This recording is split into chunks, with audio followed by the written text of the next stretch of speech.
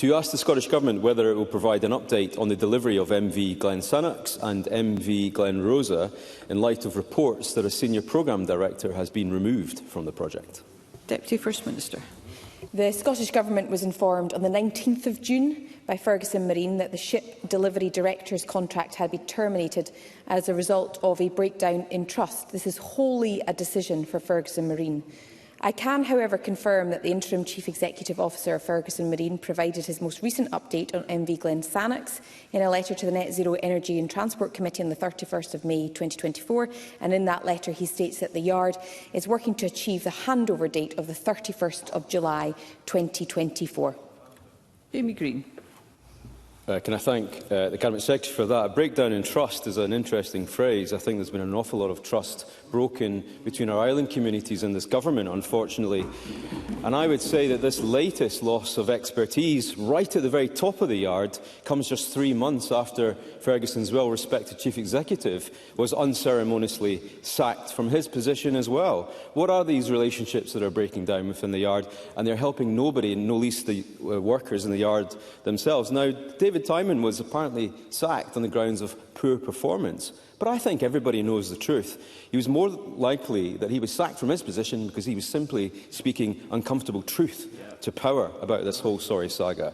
And I think what our islanders and the yard workers at Ferguson Marine deserve is some straight-talking truth from ministers, not bad news that's going to be snuck out after recess.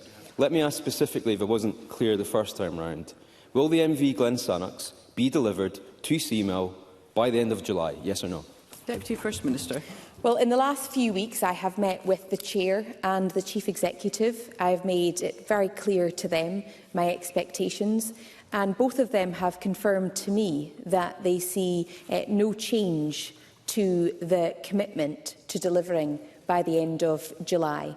Obviously, when it comes to the Chief Executive, he will continue to keep the Net Zero Committee informed, but certainly face-to-face in those conversations and publicly in the written letters that he has issued to the relevant committee, he has made clear the commitment to meet the 31st of July deadline.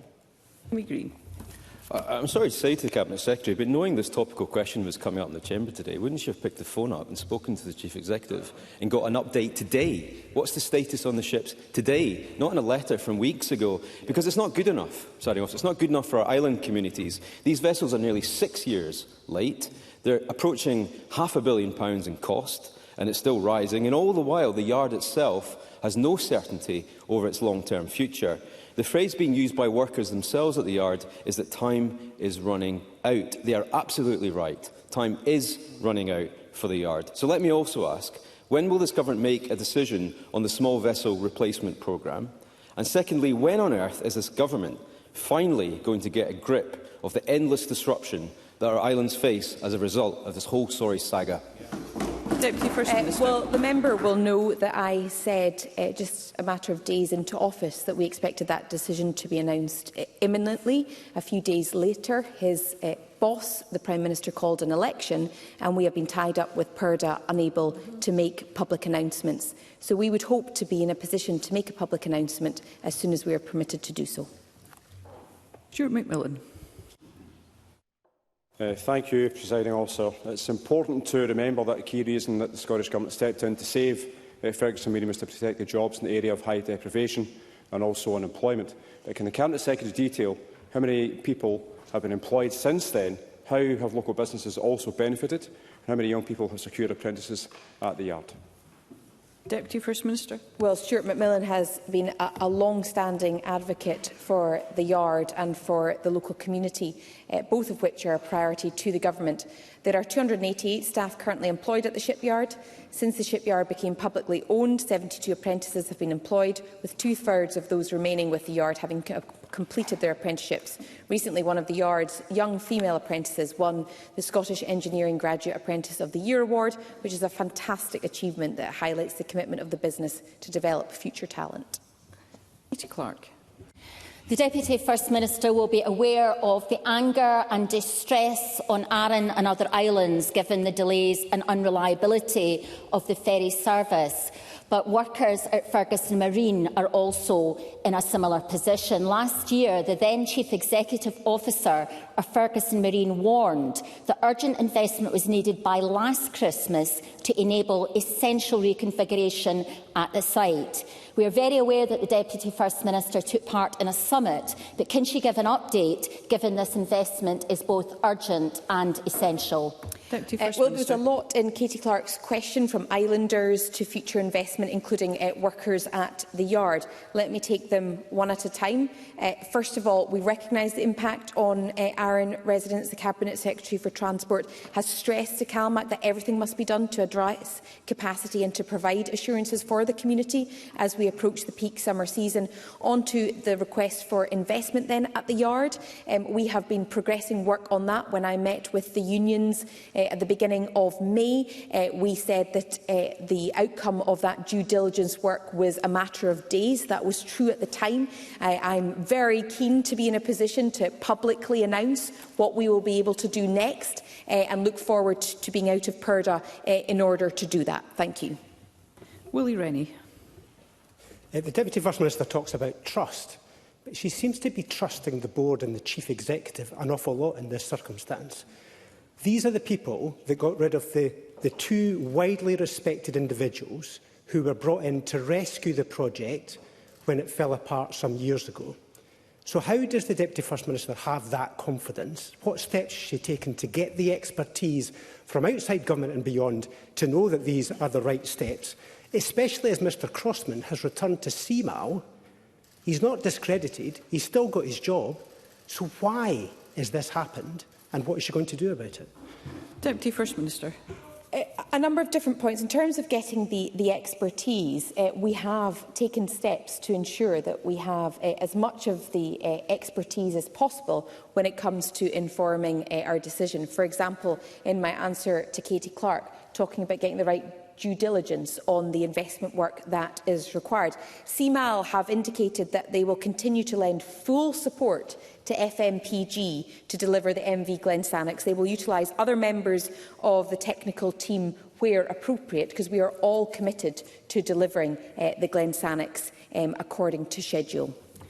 Keen to take further members, but I'm grateful if questions were concise. Kenneth Gibson. Thank you very much, Presiding Officer. I was in Arran on Sunday and there are real concerns about vessel capacity. Arran is struggling with capacity constraints caused by repairs to the MV Caledonian Isles taking out of service. Can the Cabinet Secretary give an update on ongoing work to urgently bring that vessel back into service? And with Arran Farmers Show and Brodick Highland Games taking place in early August, how will CalMac ensure that Island has adequate capacity as summer progresses?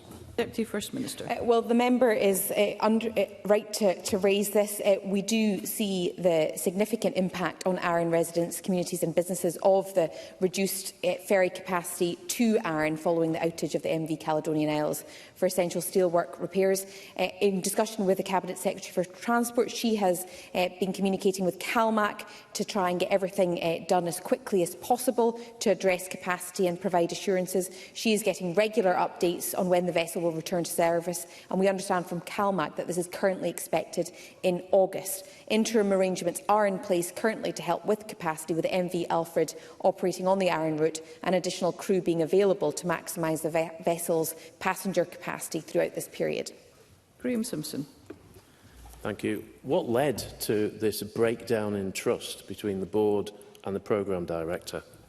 First Minister. Well, this was entirely a decision that was taken by Ferguson Marine and the board of Ferguson Marine. In terms of moving forward, CMAL have committed to continue to work with Ferguson Marine to ensure that both vessels are delivered as quickly as possible, as this was a decision taken by the board, it would be appropriate for them to speak to the situation and not for Scottish ministers. Brief supplementary, Paul Sweeney. Thank you, Presiding Officer. Is it not the case that this chairman, who has no shipbuilding experience, is repeatedly sacking those who do for telling him uncomfortable truths about the operational realities of delivering a highly complex programme that is actually on track for handover, as it always has been for months, this summer? That has not changed. All that's changed is that the chairman seems to be taking out a face-saving exercise on the operational workforce who are leading this project as best they can. Deputy First Minister. Well, I have confidence in the chair of Ferguson Marine, and I have confidence in the Chief Executive to deliver the work that has been set out. Having met with them very recently, both of them individually, as well as the Chief Financial Officer, I have made it clear what my expectations are, and they have provided me with assurances. But as you know, the Chief Executive is also ensuring that he is under scrutiny of Parliament and is answerable to the Scottish Parliament Committee, and he will provide his next quarterly update to that committee. Question number